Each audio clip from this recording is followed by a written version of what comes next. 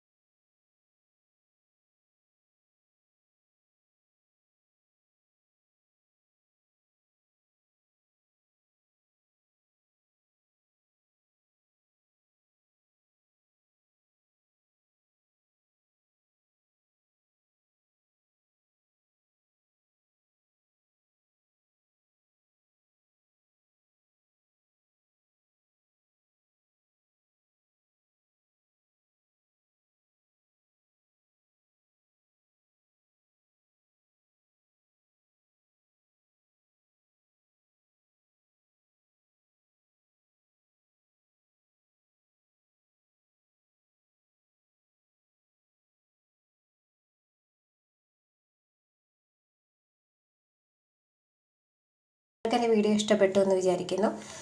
ഇതിൽ മെയിനായിട്ട് ingredient ബട്ടറാണ്. Butter ഇട്ടാലാണ് ആ ഉത്തപ്പം നല്ല ടേസ്റ്റ് കിട്ടുള്ളൂ.